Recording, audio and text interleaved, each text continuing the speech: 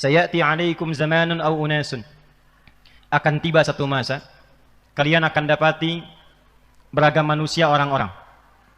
Di antara mereka yuhadditsunakum bima lam tasma'uhu aw wa la yasma'unahu aba'ukum. Kalian akan dengar mereka memberikan ceramah, pengajian atau bahkan doktrin yang kata Nabi kalian dengarnya aneh. Jangankan kalian, orang-orang dulu pun kalau dengar itu akan ikutan aneh juga. Jadi Abu Jahal Abu Jahalnya itu kalau dengar kata-kata demikian ikutan aneh juga. Kok bisa ya? Kata Nabi, iyyakum wa iyyahum, waspadalah. Bismillahirrahmanirrahim. Assalamualaikum warahmatullahi wabarakatuh. Alhamdulillahirrabbilalamin. Wassalatu wassalamu ala rasulillah wa ala alihi wa sahbihi wa mawalah amma ba'du. Sahabat beriman yang dimuliakan Allah, syukur alhamdulillah kita bertemu lagi di channel ini. Pada kesempatan yang berbahagia ini, mari kita simak bersama kajian yang sangat luar biasa yang akan disampaikan oleh guru kita. Tentunya banyak sekali ilmu, hikmah, dan manfaat yang bisa kita jadikan pelajaran dalam kehidupan kita sehari-hari. Penasaran siapa beliau? Mari kita simak bersama. Selamat mendengarkan. Dan membawa nama Islam, membawa nama Allah. Hati-hati. Awas ya, kalau ada yang doktrin-doktrin begitu, hati-hati tuh. Kata Nabi, iyyakum wa iyyahum, tinggalkan. Waspadalah. Itu bahaya. Abu Jahalnya tidak pernah mengatakan itu. Makanya kata Nabi, hati-hati, nanti semakin maju berkembang, semakin banyak yang aneh-aneh. Dan di antara yang paling aneh puncaknya hadis Muslim dari Abu Hurairah radhiyallahu taala anhu. Saya tutup, atadrunal muflis, kata Nabi, tahukah kalian orang yang bangkrut di hari kiamat? Qalu, sahabat berkata, al-muflisu minna ya Rasulullah, al-muflisu fina ma la dirham lahu wa la mata'. Menurut kami yang tak punya uang sesen pun, tak ada aset sedikit pun. Perhatikan, secara ekonomi rogis. Tapi kata Nabi, al-muflisu min ummati, ada orang akan bangkrut di akhirat, dia mengaku umatku. Nabi tidak mengatakan umatnya Musa, umatnya Isa, umatku, ngaku umatnya Rasulullah. Ya'ti yaumal qiyamati bi salatin, dia datang di hari kiamat dengan bekal-bekal pahala salat yang banyak dia kerjakan di dunia. Nakirah itu banyak, disalatin, rajin salat, meningkat salatnya.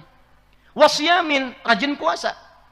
Wa zakatin, sebagian bahkan senang zakat, sedekah. Cuman sayang, wa ya'ti qad syatama hadza, anehnya di umat ini, di masa ini, dia rajin salat saat yang bersama.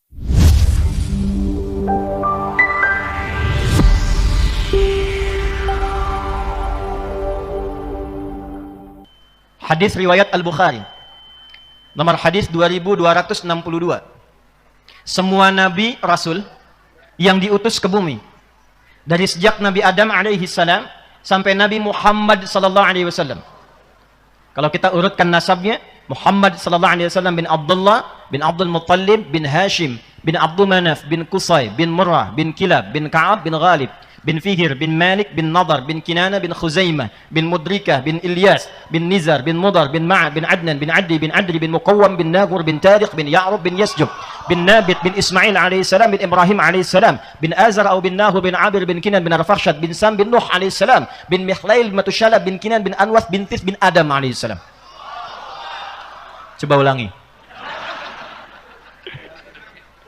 Nah, itu kalau diurutkan nasabnya, kata Nabi di Al-Bukhari nomor hadis 2262, qad ba'atsallahu nabiyyan aw ma ba'atsallahu nabiyyan illa ra'il ghanam, atau kama qala Rasulullah sallallahu alaihi wasallam. Enggak ada seorang nabi diutus untuk menjadi pilot umat, pembimbing umat, qaidul ummah, kecuali dilatih dulu oleh Allah. Apa di antara pelatihannya? Menggembala kambing. Enggak ada nabi kecuali pernah menggembala kambing. Saya penasaran Pak, Ibu, dengan hadis ini. Saya datangi tempat kambing langsung ke kaki bukit. Saya lihat karakteristik kambing. Allahu Akbar. Ternyata kambing itu kalau mengembik saja, itu ada 3 jenis embikan kambing. Ada berapa jenis? Me, lapar. Me, terancam. Me, sakit.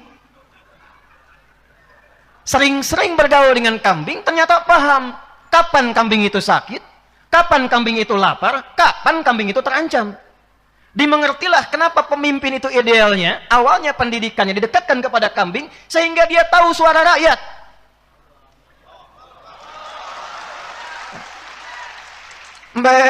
Lapar Pak.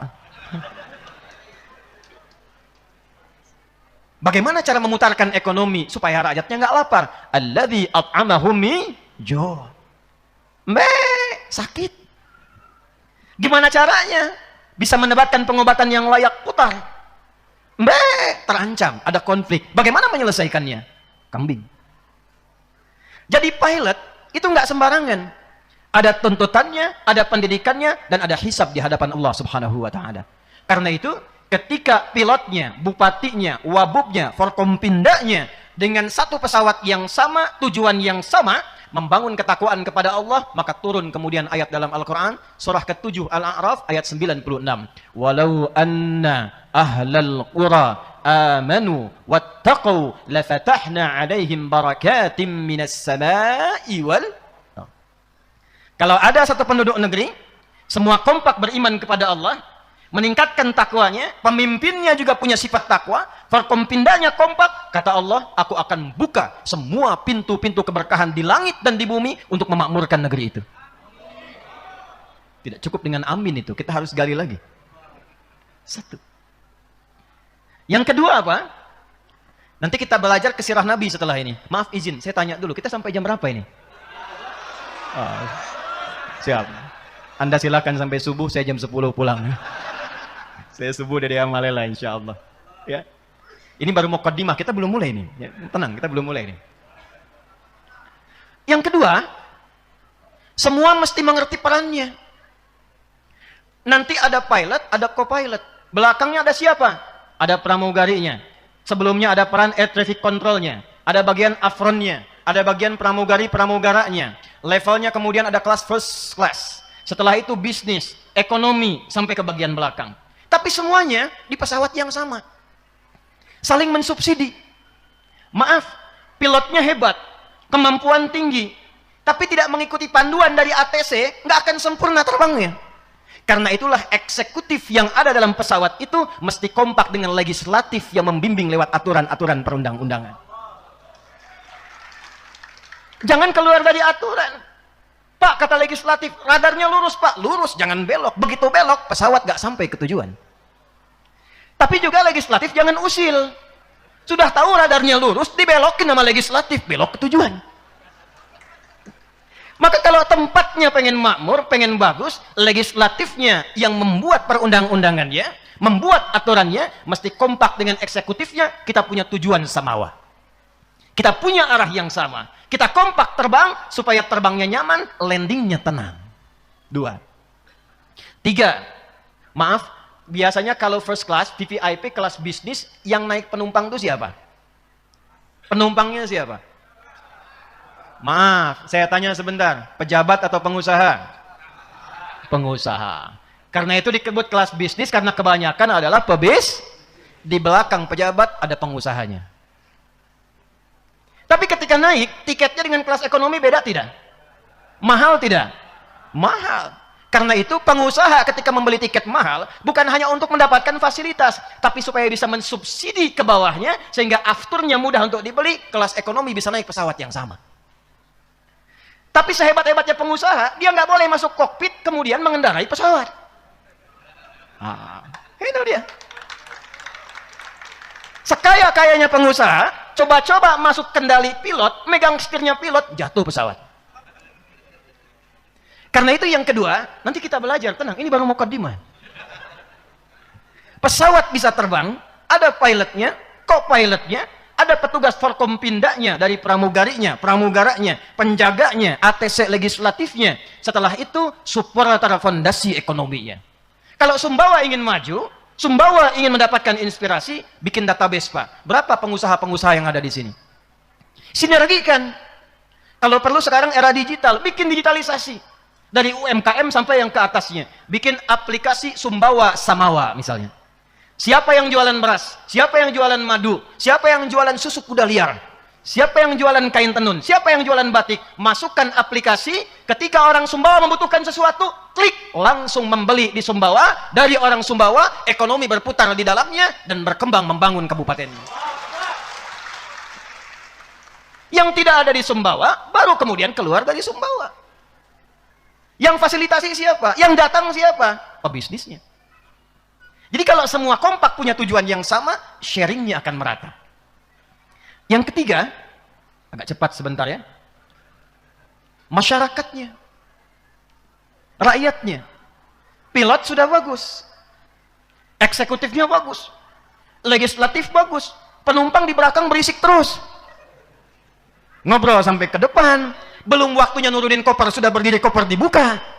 Belum saatnya buka sabuk pengaman sudah dibuka, pesawat goyang. Maka dari itu, mesti ada kekompakan dan sinergi antara pilotnya, petugasnya, plus para penumpang keseluruhan, termasuk rakyatnya. Maka jika satu komponen pesawat ini sudah siap, terbangnya nyaman, maka insya Allah seperti yang tadi saya alami, terbang dan landingnya akan smooth dan nyaman sampai ke tujuan, mendapatkan satu anugerah batik yang luar biasa, makannya enak, ketemu orang-orang yang enak, difasilitasi dengan nyaman, dan insya Allah berkah dalam ridha Allah subhanahu wa ta'ala. Sekarang baru kita masuk pada teorinya. Tadi mukaddimah. Bapak Ibu sekalian, saya mau tanya sebentar. Nabi Muhammad sallallahu alaihi wasallam lahir di mana? Mekah. Hijrah kemana? Tuh, salah kan? Itu baru dasar tuh.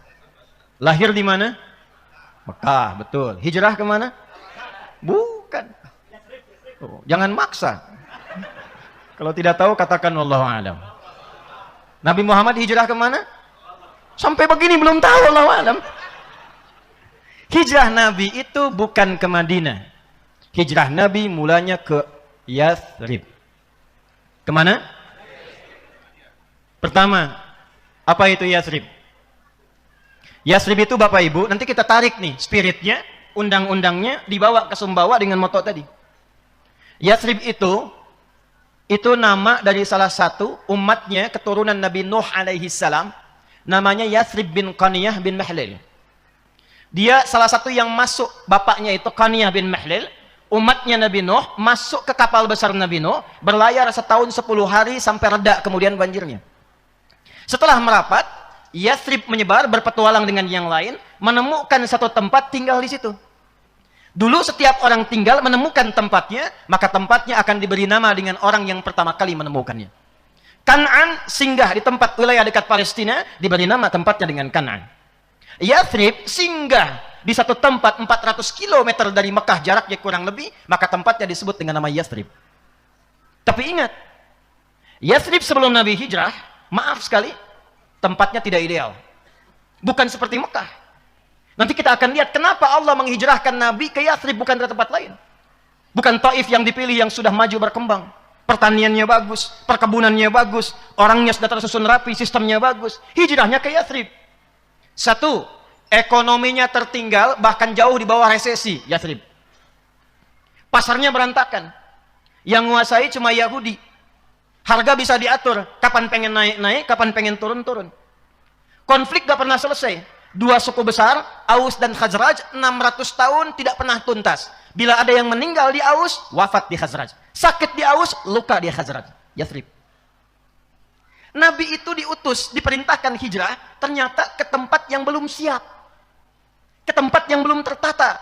Allah ingin memberikan kurikulum kepada semua eksekutif, birokratif di masa depan, yang nanti akan dikumpulkan kurikulum ini oleh Al-Imam Al-Bukhari, diberi nama dengan Kitabul Imarah, bab tata kelola negara. Pindah kemudian ke Yathrib, diperintahkan untuk memberikan petunjuk bagaimana menata kota negeri dari yang tidak siap menjadi negeri yang berperadaban. Maka apa yang Nabi lakukan pertama kali? Sebelum berangkat ke Yathrib, Allah persiapkan beliau tim yang khusus terlebih dahulu. Maka dipilihkanlah oleh Allah 40 orang untuk mensokong misinya Nabi, dikenal dengan As-Sabiqunal Awwalun. 40. Berapa jumlahnya? Coba lihat pelan-pelan ya. Nanti kalau kita keluarkan skemanya dalam bentuk kurikulum hadis, Anda akan memilih Anda kira-kira akan menjadi siapa. Contoh, maaf. Satu, ada di unsur militernya. Baik itu urusannya pertahanan atau Kamtibmas. Nanti sepeninggal Nabi ada 12.000 sahabat, level komandan ini 38 panglima, satu kemampuannya bisa menaklukkan Persia dan Romawi. Satu kemampuannya. Pelan-pelan, lihat baik-baik. Kenal Umar bin Khattab? Kenal di mana? Saya udah terbang-terbang jauh-jauh dari Amerika, landing di Jakarta, ke Sumbawa, ketemu orang kenal dengan Umar. Umar itu sebelumnya jenderal besar. Ada yang ahli strategi, ya, tata kelola negara, namanya Amr bin As radhiyallahu taala anhu. Nanti Anda akan lihat Amr bin As ini di backup cuman bawa beberapa kelompok ekspedisi ke Afrika Utara. Mesir, Libya, Tunisia, Maroko, Aljazair, berakhir di Syam. Sekarang 4 negara, Lebanon, Yordania, Palestina, kemudian ada satu lagi Syria. Berhenti di situ, semua tempat yang dipijak itu berubah maju, berperadaban, dan muslim. Dan Afrika Utara sejak saat itu jadi provinsi. Anda bayangkan, provinsi Afrika Utara. Gubernurnya nanti Musa bin Nusayr, panglimanya Tariq bin Ziyad, dan dari Tariq ini bisa membawa peradaban sampai ke Eropa di Iberia. Pelan-pelan. Abu Bakar As-Siddiq pernah dengar? Abdurrahman bin Auf pernah dengar? Itu pebisnisnya. Dipilihkan oleh Allah. Ini Abu Bakar, Uthman, ini Abdurrahman bin Auf, ini di bidang ekonomi. Umar, kemudian nanti Abu Ubaidah bin Al-Jarrah, kemudian nanti ada Khalid bin Walid, ini di bidang militer dan Kamtibmas. Siapa lagi nanti? Ada Ali bin Abi Thalib, Abu Hurairah, ini intelektualnya. 40 pertama disiapkan sebelum hijrah ke Yathrib, ternyata untuk membangun sebuah kota yang berkemajuan, punya peradaban, isinya hebat, mesti ada tim kecil ad hoc yang kuat dulu, yang disiapkan yang kokoh dulu dengan 4 pondasi penting. 1, saya agak cepat. Pengetahuan, Pak. Kalau Sumbawa ingin maju, prioritaskan pendidikan, Pak. Pendidikan yang bukan hanya mencerdaskan, tapi juga mendekatkan, ingat baik-baik, mendekatkan anak negeri dengan Rabbnya, dengan Allah Subhanahu wa Ta'ala. Maaf sekali lagi, Indonesia ini bukan sekadar negara kesatuan Republik Indonesia, tapi amanah dan hadiah dari Allah Subhanahu wa Ta'ala. Perhatikan pembukaan Undang-Undang Dasar, atas berkat rahmat Allah yang Maha Kuasa, dan dengan didorongkan oleh keinginan. Dari dulu keinginan luhur ada untuk merdeka, tapi apa yang mewujudkannya? Atas berkat rahmat Allah yang Maha Kuasa. Karena itulah dasar negara kita yang pertama itu ketuhanan yang Maha Esa. Pasal 29 ayat 1, negara berdasar atas ketuhanan yang Maha. Tujuan pendidikan pun keluarkan Undang-Undang Sisdiknas nomor 20 tahun 2002-2003 itu. Perhatikan yang bagian menimbang pasal B poin kedua itu. Perhatikan.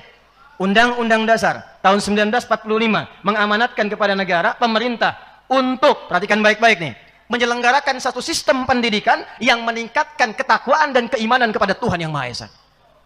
Jadi sebelum pintar, takwa dulu. Sebelum pintar, iman dulu. Sehingga ilmunya dibimbing oleh iman. Ketika dibimbing oleh iman, ilmunya membangun, tidak mencelakakan. Saya baru pulang dari Amerika. Pintar-pintar. Tapi karena imannya kosong, kriminal juga banyak, Pak. Mau nembak orang kapan saja, bisa tembak. Mau mabuk kapan saja, mabuk. Mau zina kapan saja, zina. Secara sistem rapi, secara personal hancur. Iman dan takwa. Karena itu izin Pak, saya senang tadi, saya dengar ada sekarang peningkatan Qori ya, Quran. Saya ikut berbahagia, insya Allah saya akan berkomitmen membantu pengembangan pendidikan di sini. Khususnya di aspek nanti pendidikan keislaman. Pertama insya Allah saya akan siapkan, Bapak kirim skemanya untuk dikirim. Saya siapkan 2000 paket untuk menghafal Quran cepat. Ya. Satu paketnya ada 3, jadi isinya 6000. Nanti kalau saya kesini lagi, saya sudah menemukan minimal 2000 penghafal Quran dari Sumbawa. Ya. Itu metodenya 30 hari hafal Quran 30 juz. Bukan juz 30 ya. 30 hari hafal Quran 30 juz.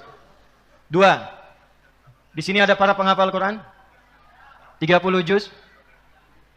Tolong Pak Bupati, nanti kerjasamakan dengan Kemenagnya atau nanti diktasnya, yang para penghafal Quran di tingkat-tingkat aliyah itu, yang imam-imam, kalau Anda hafal Quran, bagus, bisa bahasa Arabnya, insya Allah saya akan juga masukkan kuota khusus untuk masuk ke kelas pendidikan kader ulama sampai S3. Gratis, nggak ada biaya. Pulang-pulang ke Sumbawa, nanti insya Allah kita punya ahli tafsir, ahli hadis, ahli fikih. Kapan pemerintah membutuhkan, mereka sudah siap untuk mengabdi insya Allah. Ya. Baik, kita kembali lagi, pelan-pelan. 40 orang disiapkan, berangkat ke Yathrib. Nah ini yang paling penting. Apa yang pertama diperintahkan oleh Allah kepada Nabi Sallallahu Alaihi Wasallam dengan tim ini untuk merubah Yathrib yang tidak ideal menjadi kota yang berperadaban. 1. Perintah Allahnya, perhatikan baik-baik. Akha bainal muhajirin wal ansar. Al-mu'akhat, al-ukhuwah al-insaniyah, wal-ukhuwah al-islamiyah.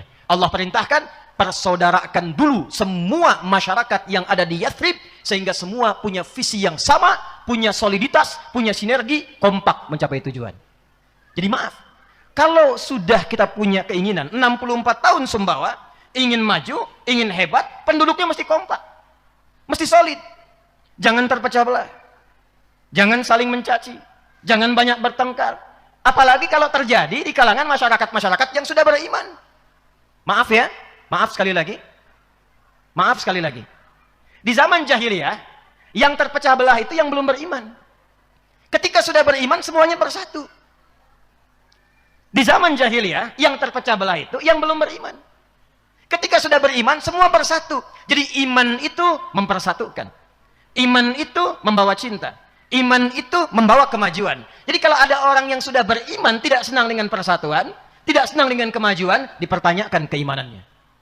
Ya lihat, Ali Imran ayat 103. Wa'tasimu bihablillahi jami'an wala. Ayat 103 dibuka dengan ayat 102. Panggilannya apa? Ya ayyuhalladzina amanu. Ya-nya disebutkan 361 kali dalam Al-Quran. Memanggil yang dekat, yang menengah, yang jauh. Ayyuha disebutkan 150 kali dalam Al-Quran. Ayyunya munada menguatkan, haknya tanbih mengingatkan. Alladzina disebutkan sebanyak 1080 kali dalam Al-Quran. Memanggil semua tanpa kecuali. Kata Allah, hei, yang menyatakan dirinya sudah beriman, saya enggak peduli laki-laki, perempuan, besar, kecil, profesinya apa, tinggal di mana, merasa dekat, merasa jauh, merasa tengah-tengah, saya panggil kalian semua. Apa panggilannya? Ittaqullaha haqqa tuqatih wa la tamutunna illa wa antum. Nah, kapan menjadi muslim? Ayat 103-nya. Wa'tasimu bihablillahi. Kata Allah, jangan terpecah belah. Bersatu semua. Dan persatuan itu ditandai dengan keimanan. Yang paling menarik, untuk menyatukan ini, Allah memberikan kurikulum bahkan dalam ibadah, sehingga semua nyaman bisa merasakan sesuai dengan pilihannya. Contoh, maaf ya. Maaf. Di sini kalau subuh ada yang kunut? Ada yang tidak kunut? Ada. Yang kunut betul, yang tidak kunut betul, yang salah, yang tidak sholat subuh. Zaman Nabi yang kunut ada? Ada. Yang tidak kunut ada? Ada. Tapi nggak ada yang tidak sholat subuh. Kenapa? Karena ternyata setelah dipelajari dalam fikih, ini saya akan tunjukkan sesuatu yang penting, karena informasi yang saya terima, 99,99% penduduk di Sumbawa ini Muslim. Betul? Betul? Maka saya ingin lihat, nanti saya tanya Pak Kapolres Pak Dandim ini. Muslim betulan atau Muslim KTP? Kalau Muslim betulan, nggak akan ribut. Muslim betulan, nggak akan banyak berselisih. Muslim betulan, pasti kompak. Muslim betulan, pasti semangat mengaji, semangat belajar. Maka apa yang pertama Allah berikan kepada Nabi Muhammad SAW? Perhatikan, satu, manhaj. Apa namanya? Manhaj itu kurikulum kehidupan yang umum. Dan disusun langsung oleh Allah, disampaikan lewat firman-Nya untuk diteruskan, diajarkan oleh Nabi Muhammad SAW. Masya Allah, ternyata manhaj itu disesuaikan oleh Allah sesuai dengan kemampuan hamba-Nya. Kalau kita mampu satu cara, maka ditunjukkan satu cara, satu dalil, satu petunjuk, nggak ada bedanya. Contoh, kalau kita sholat takbir, apa bacaannya? Allahu Akbar. Pernah dengar ada orang takbir mengucapkan Allahur Rahman ada? Allahur Rahim ada? Satu cara, satu dalil. Allahu Akbar. Tapi kalau manusianya tak sanggup melakukan dengan cara yang sama, dengan cara yang tidak serupa, maka Allah berikan perbedaan dalam penunaiannya supaya semua bisa menunaikan sesuai dengan kemampuannya. Contoh, ada dari segi bacaan, ada dari segi apa? Quran turun berapa riwayat? Ini ada Ustadz Hasibuan nih, qori luar biasa nih, Masya Allah. Quran turun apakah satu riwayat? Tidak. Quran turun dengan 7 riwayat. Bahkan nanti ada 10 riwayat. Ternyata riwayat ini bukan sekedar cara baca yang beda. Karena di Arab itu sukunya banyak, lisannya berbeda. Ada yang nggak bisa baca A, bisanya saja. A, ana, ane, anta, ente. Ada. Sehingga ketika turun surat Wadduha, ada yang nggak bisa Wadduha, bisanya Wadduhe. Wadduha, wadduhe. Wallaili idha saja, wallaili idha saje. Ma wadda'aka rabbuka wa ma qala. Ma wadda'aka rabbuka wa ma qala. Walal akhiratu khairul laka minal ula. Wala sawfa yu'tika rabbuka fatardi. Saya baca wadduha, Anda tertawa. Saya di Afrika, saya bacain wadduha. Ada yang ketawa karena dia nggak bisa A, bisanya E. Itu dipaksa-paksa sampai kiamat kurang 2 hari, nggak bisa. Terus sekarang wilayah Palestina, wilayah Syria, Libanon, itu pakai imalah semua. Madrasah. Mungkin Betawi dari sana tuh belajarnya tuh. Turun riwayat pakai E. Ada yang lebih ekstrim lagi. Nggak bisa sin, bisanya sod. Ihdinas siratal mustaqim. Riwayat Qalun sin. Ada yang nggak bisa sin, Allah turunkan pakai sod. Muhammad SAW ajarkan pakai sod. Ihdinas siratal mustaqim. Sod, hafaz dari Asim. Yang dahsyat, ada yang nggak bisa sin, nggak bisa sod, bisanya zai. Sin, z, sod, z, sin, z, sod, zai. Maka turunlah riwayat nanti menggunakan zai. Ihdinas siratal mustaqim. Jadi ternyata ketika Allah turunkan, dibimbing sesuai kemampuan kita, bukan untuk berselisih. Yang benar sin, tidak, yang benar sod, bukan. Di Libya pernah ada 2 ahli Quran, hafal Quran 30 juz, berselisih gara-gara sin dan sod. Yang satu bilang ngaji sama gurunya, riwayat pakai sin, yang benar sin. Kata temannya, yang benar sod. Akhirnya mereka putuskan datang sama syekh kita yang lebih tinggi. Begitu datang kata syekhnya bijak, ya bunai iqra, ihdinas siratal mustaqim, pakai sod, hasbuk. Ya bunai iqra, kamu baca, ihdinas siratal mustaqim, pakai sin, hasbuk. Kalian berdua salah, yang benar, ihdinas siratal mustaqim, pakai zai. Syekhnya ingin mengajarkan, kalau kamu walaupun sudah hafal Quran 30 juz, 1 riwayat, kamu hafal Quran dengan 1 riwayat, jangan bertengkar dulu. Mungkin di atas kalian ada yang lebih tinggi, jadikan itu sebagai kemudahan untuk beribadah. Itu poinnya. Jadi kalau kita paham fikih seperti ini, maka kita bisa memilih. Saat kita memilih, itulah pilihan kita, disebut dengan madhab namanya. Apa namanya? Singkatan dari madhaba ilaihi. Apa yang cenderung untuk dipilih, disingkat menjadi madhab. Contoh, Bismillahirrahmanirrahim, hadisnya ada 70. Cara bacanya ada 4. 1, jahar. Bismillahirrahmanirrahim, jahar. Yang kedua, silent. Bismillahirrahmanirrahim. Kalau sudah silent, jangan dekatkan kepada mikrofon supaya makmum dengar. Bismillahirrahmanirrahim. Itu sama aja jahar. Masya Allah, sangat luar biasa tausiah yang sudah disampaikan oleh guru kita. Sahabat beriman yang dimuliakan Allah, tetaplah di channel ini karena kajian ini belum selesai. Dan masih banyak lagi hal-hal menarik yang akan disampaikan oleh beliau. Mari kita lanjutkan kembali. Selamat mendengarkan. Yang ketiga, nggak dibaca sama sekali. Alhamdulillahi Rabbil Alamin. Yang keempat, riwayat Abu Hurairah di Al-Bukhari. Baca rakaat pertama dengan jahar. Bismillahirrahmanirrahim. Rakaat selanjutnya tidak dibaca sama sekali. 70 hadis, 4 cara. Tapi kan kalau kita mau sholat, nggak mungkin praktekkan keempat-empatnya. Besok saya subuh, saya ingin sesuai sunnah, selengkap mungkin. Saya bacakan keempat-empatnya. Bismillahirrahmanirrahim. Bismillahirrahmanirrahim. Nggak dibaca sama sekali. Kita harus pilih salah satu. Makanya Imam Abu Hanifah, kata Imam Abu Hanifah dan Imam Malik, saya nggak pilih Bismillahirrahmanirrahim dijaharkan, saya nggak baca. Maka di mazhab Maliki, mazhab Hanafi, Alhamdulillahi Rabbil Alamin. Maka dikenal pilihannya mazhab Hanafi yang dipilih oleh Imam Abu Hanifah. Imam Syafi'i, kalau nggak ada yang pilih jahar, nanti nggak ada yang baca jahar. Sementara riwayatnya ada. Maka beliau mempopulerkan yang jahar. Bismillahirrahmanirrahim. Pilihan Al-Imam Asy-Syafi'i, madhab Syafi'i. Imam Ahmad, muridnya Imam Syafi'i. Yang jahar ada. Yang dibaca kencang ada. Yang nggak dibaca ada. Ada riwayat satu lagi. Dibacanya silent. Maka beliau pilih yang sir. Bismillahirrahmanirrahim. Alhamdulillahi Rabbil Alamin. Maka dikenal dengan madhab Hambali. Maka ketika dipilih, ini bukan kelompoknya Syafi'i, bukan kelompoknya Ahmad bin Hanbal, bukan kelompoknya Maliki, bukan kelompoknya Hanafi. Yang ada adalah semua dari Nabi, tapi dipilih salah satu untuk memudahkan bacaan kita sesuai jalur yang Nabi tunjukkan kepada kita. Jadi jangan disimpulkan kalau ada imam-imamin di sini tiba-tiba Bismillahirrahmanirrahim, jahar. NU nih.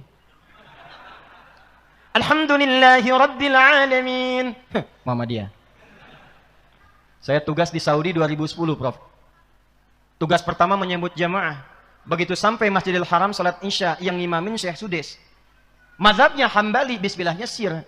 Tiba-tiba membukanya dengan kalimat, dengan bacaan Alhamdulillahi Rabbil Alamin. Itu komentar makmum samping saya, iki imamnya Muhammadiyah loh. Muhammadiyah cabang Masjidil Haram. Bayangkan.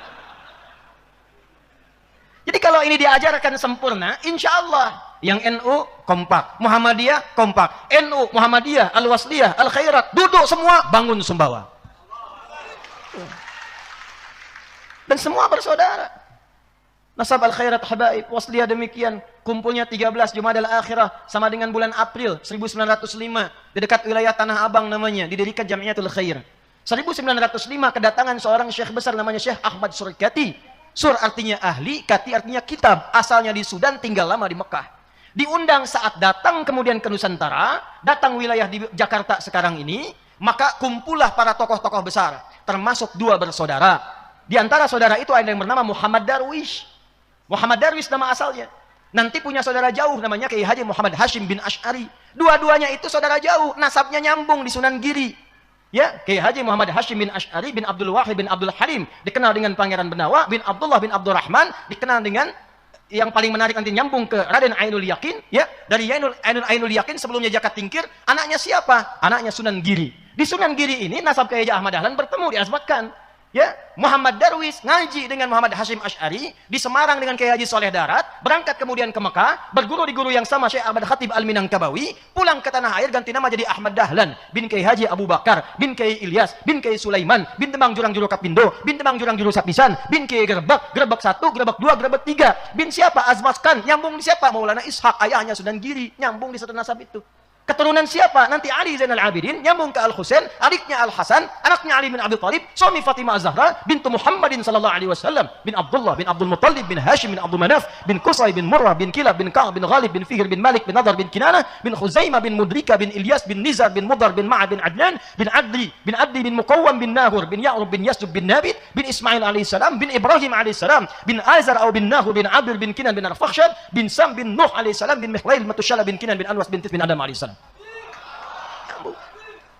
Kiai Haji Ahmad Dahlan melihat ini umat ini nggak berkembang di pendidikan, ngaji kitabnya pakai kitab pegon, dipaksa oleh Belanda nggak mengerti bahasa sendiri, dikembangkan oleh beliau, pendidikan mesti maju, budaya mesti berkembang, rumah sakit mesti didahulukan, fikihnya terapan, budaya, takopi, pendidikan. Muhammadiyah kemudian masuk ke bidang itu 18 November 1912. Kiai Hashim melengkapi, kalau pintar pendidikan, kemudian hasanah keilmuannya kosong, nilai-nilai turasnya kosong, maka dikembangkan ulamanya. Nahdlatul Ulama 31 Januari 1926. Secara hijriahnya nanti 100 tahun, 1 abad insya Allah di tahun ini. 1444. Jadi dari 1344 hijriah, sekarang 1444, 100 tahun Nahdlatul Ulama. Jadi dua-duanya bersaudara, dua-duanya kompak. Ketika yang satu mimpin, satu kunut, di belakang tidak kunut, mengaminkan. Allahumma hdina fi man hadait. Amin. Syekh bin Salih Al-Utsaimin, mufti besar Saudi rahimahullah, dalam fatwanya mengatakan, beliau Hambali, tapi beliau mengatakan, kalau ada yang di belakangnya itu makmumnya mendapati imam yang membaca doa kunut, maka aminkan di belakang mengikuti kunutnya. Allahumma hdina fi man hadait. Amin. Jangan sampai terjadi Allahumma hdina fi man hadait, bid'ah. Atau yang kedua, imamnya pas tidak baca doa kunut, makmumnya nggak usah sujud sahwi. Kalau kita pelajari ini, mukminnya kompak, fikihnya terbuka, enak kemudian kita belajarnya, maka mudah pesawatnya terbang. Tinggal tenaga dikuatkan, di atasnya lebih tenang. Itu yang bacaan. Masih ada waktu? 2. Gerakan nih. Contoh gerakan. Kalau dari i'tidal sami Allahu liman hamidah, Rabbana walakal hamd. Turun mau sujud, pakai telapak tangan atau lutut dulu? Yang pakai lutut angkat tangan. Lutut. Yang telapak tangan. Nah, sisanya pakai kepala duluan. Tugas ulama di MUI, di Kemenak, di tokoh-tokoh ormas menerangkan yang pakai lutut kenapa, yang pakai telapak tangan kenapa, supaya paham. Sebab saya baru mendarat dari Tripoli, ngajar di Bekasi, suami istri nggak tegur sapa gara-gara lutut dan telapak tangan. Ini nyata Pak Bupati. Suami pulang, Bekasi kan penyangga Jakarta, macet. Nyampe rumah nggak kejar ke masjid, sholatnya di rumah, kelihatan oleh istri. Allahu Akbar. Begitu turun, rupanya istri ngaji di pengajian A, suami pengajian B. Begitu turun dari i'tidal ke sujud, yang turun lutut duluan. Istri melihat dengan pandangan yang heran. Hah? Begitu salam, tanpa muqaddimah. Ini salahnya. Tanpa muqaddimah. Sedangkan suami status pemimpin. Ar-rijalu qawwamuna 'alan. Apa ciri khas pemimpin? Ciri khas pemimpin apa? Ciri khas pemimpin tidak ingin dipimpin. Menerima masukan, tidak menerima saran. Ini masuk tanpa muqaddimah mengatakan, papa tadi sholatnya salah. Hah? Di mana salahnya, Mak? Harusnya waktu sujud yang turun telapak tangan dulu, bukan lutut. Pemimpin defense, dipersalahkan langsung. Kata suami, mama yang nggak baca hadisnya. Padahal dua-duanya nggak baca. Itu dari pulang kerja, udah penat di pekerjaan, ketemu macet, pulang ke rumah, terjadi perbedaan cuma masalah tangan dan lutut, nggak sapaan semalaman, bayangin. Besoknya datang ke kami untuk bertanya, masih senggang kita masih bisa terima ngobrol-ngobrol. Begitu saya jelaskan, kenapa Pak Ibu? Saya bilang, Pak, Ibu, yang Bapak pakai lutut, itu ada di kitab Sunan Abu Daud, nomor hadis 838. Ini kitabnya, paling kanan sebelah bawah. Rawinya Wa'il bin Hujur. Ibu yang pakai telapak tangan, cuma beda 2 nomor, Bu. Nomor hadis 840. Ini paling kiri sebelah atas, rawinya Abu Hurairah. Oh, gitu toh Pak Ustadz. Tapi pertanyaannya begini, kenapa di hadis itu dicontohkan 2 dan redaksinya unik? Idza sajadta fala tasjud kama yabrukul ibil. Faliyadha rukbataika qabla yadaik. Kalau engkau mau sujud, jangan sujud seperti duduknya unta. Dahulukan lututmu sebelum telapak tanganmu. Itu riwayat Wa'il yang bin Hujur radhiyallahu ta'ala anhu. Riwayat Abu Hurairah, idza sajadta aw kama qala Rasulullah sallallahu alaihi wasallam, fala tasjud kama yabrukul ba'ir. Faliyadha yadaika qabla rukbataik. Kalau engkau sujud, jangan sujud seperti duduknya unta. Dahulukan telapak tanganmu sebelum lututmu. Kalau Anda ngajinya hanya versi terjemah, yang belajar tasrifnya adalah tabayatubu yutuban, fasbakayu fasbiku facebookan, tarjamayu tarjimu terjemahan, itu pasti potensi akan khilaf. Yang benar telapak tangan, yang benar lututnya, mana yang benar di antara itu? Ternyata Allahu Akbar, rahasianya, afala yanzuruna ilal ibili kaifa?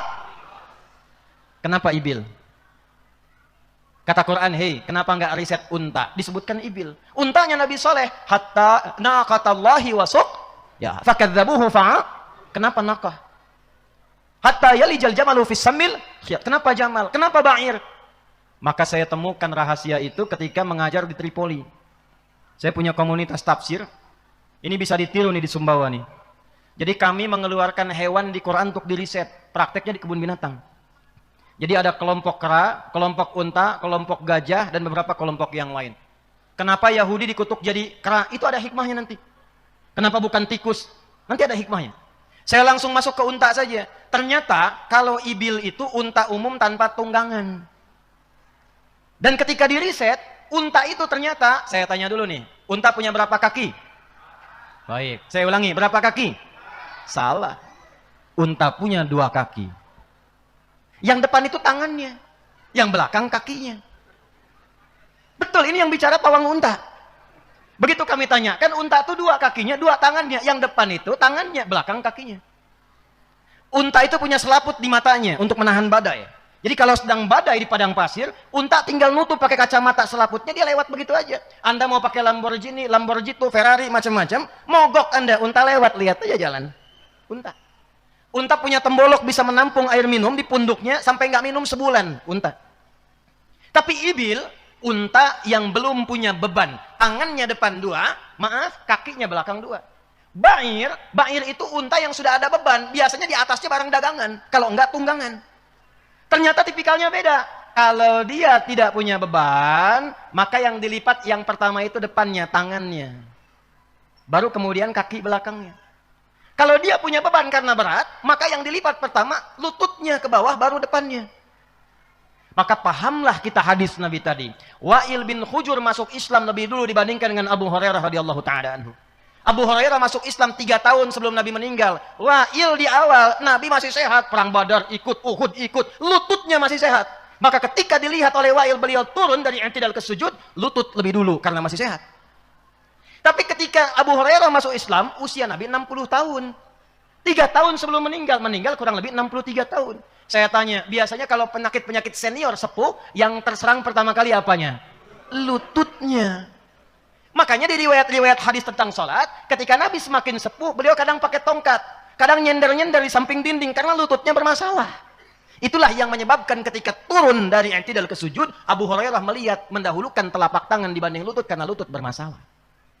Maka muncullah di ilmu hadis namanya al-jam'u wa taufiq. Gabungkan dua hadisnya, lihat isyaratnya. Oh, ini kemudahan dari Nabi. Yang punya lutut bermasalah, silahkan gunakan telapak tangan. Jangan menyimpulkan tuanya. Karena al-hukmu al-ibratu bi'umumil lafzi, la bi khususis sababi. Bukan karena sebabnya, keumuman lafadznya. Jadi jangan iseng-iseng. Di sini ada anak muda, begitu turun, dia i'tidal ke sujud, dia dahulukan telapak tangannya. Anda katakan, tua dia. Tidak. Mungkin lututnya bermasalah. Dia main bola, dia kena cedera. Yang punya masalah di lutut, gunakan telapak tangannya. Kalau paham begitu, nggak ada yang bid'ah. Yang salah yang pakai kepala duluan tuh. Gitu. Jadi ngaji kita perdalam dulu. Jangan sampai di dalamnya kita sibuk saling berpecah belah. Kita ingin sumbawanya maju, kita lupa bahwa perbedaan itu diberikan kepada kita untuk dipelajari supaya memudahkan kita dalam berkehidupan. Bukan supaya berselisih dan membangun perpecahan di antara umat manusia. Jelas sampai sini? Yang ketiga, ini yang terakhir. Yang ketiga yang terakhir. Baik, pelan-pelan. Lihat sini, fokus. Di Sumbawa ini ada non-muslimnya tidak? Ada non-muslimnya? Ada non-muslimnya? Ada. Saya tadi lewat, saya tanya, di sini apa Pak? Oh ini Ustadz, semakin ke arah barat ini nanti ada saudara kita yang Hindu. Semakin ke timur nanti sampai ke NTT ada saudara kita, saudara-saudari kita yang Kristen, Nasrani. Di sini ada etnisnya yang Masya Allah ini Cina, yang ini Arab, yang ini lokal dan sebagainya. Semua menyatu. Nabi saat hijrah ke Yathrib, itu penduduknya muslim semua atau tidak? Tidak. Heterogen. Maka apa yang beliau lakukan? Perhatikan baik-baik.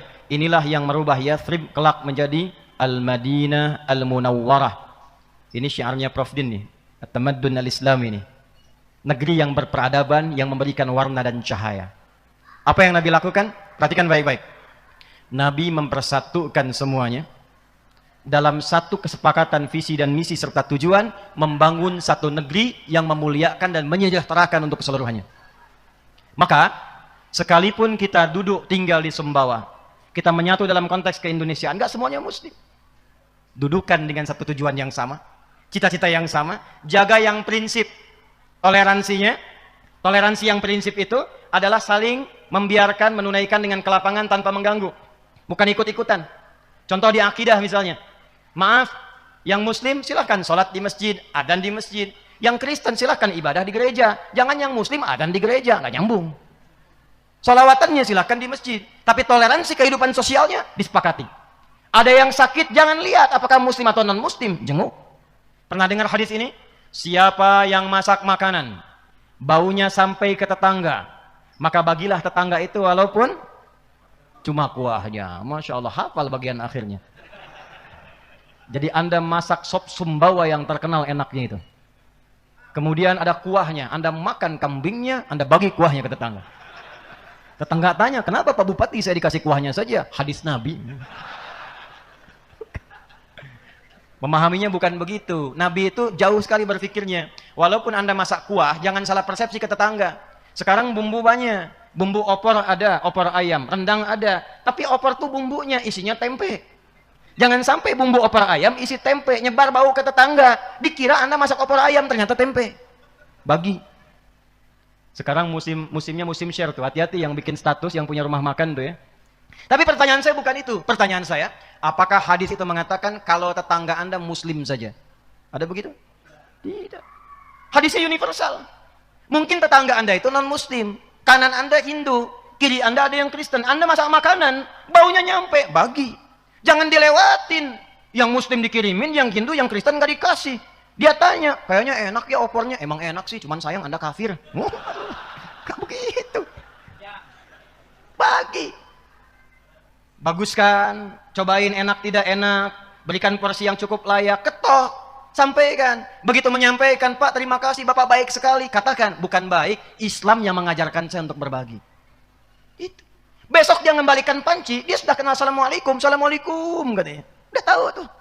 Terima kasih Pak enak sekali. Cuman saya mau tanya aja. Hari ini Islam mengajarkan berbagi lagi tidak? Udah kenal tuh kalimat kebaikan. Coba saya tes hadis yang lain. Kalau Anda punya tanaman tumbuh, buahnya sampai ke tempat tetangga, itu milik siapa buahnya? Milik bersama.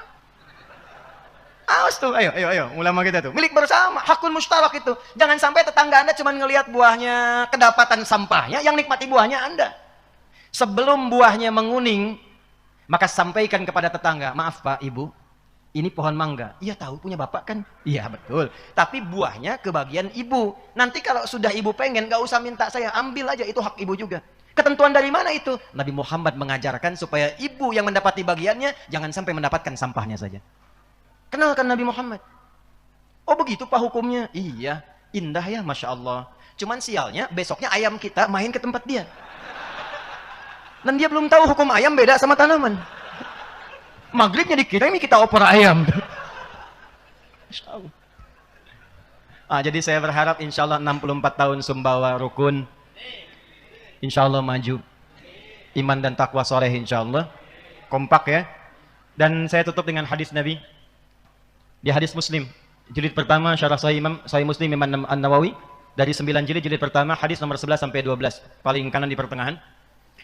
Haddatsana qala Rasulullah sallallahu alaihi wasallam atau kama qala sayati 'alaikum zamanun aw unasun. Akan tiba satu masa kalian akan dapati beragam manusia orang-orang. Di antara mereka yuhadditsunakum bima lam tasma'uhu aw wa la yasma'unahu aba'ukum. Kalian akan dengar mereka memberikan ceramah, pengajian atau bahkan doktrin yang kata Nabi kalian dengarnya aneh.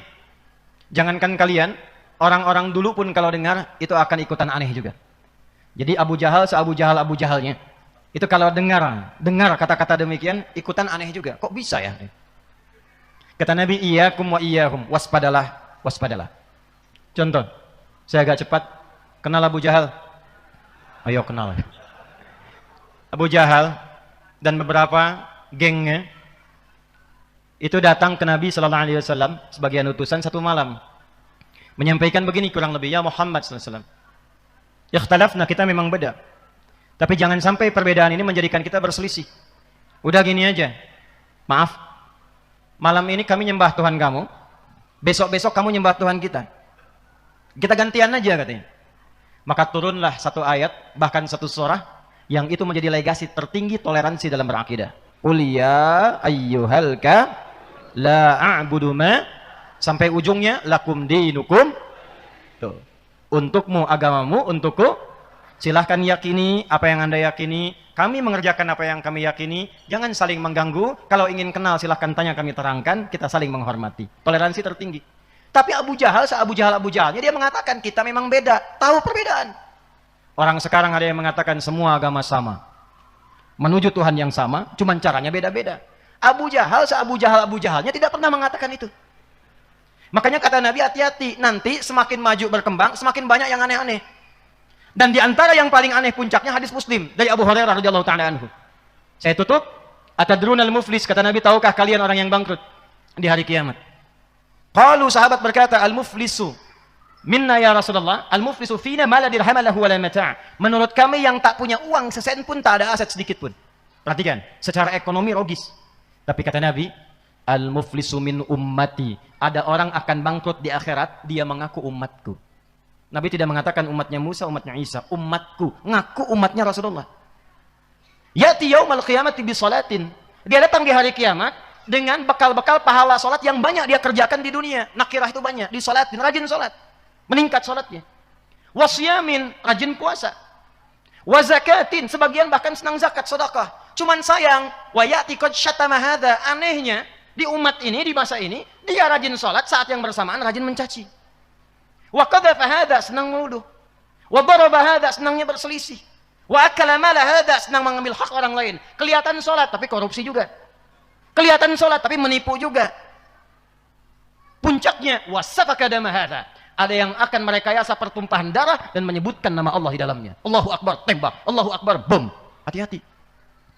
Dan membawa nama Islam, membawa nama Allah. Hati-hati. Awas ya. Kalau ada yang doktrin-doktrin begitu, hati-hati tuh. Kata Nabi, iyyakum wa iyyahum, tinggalkan. Waspadalah. Itu bahaya.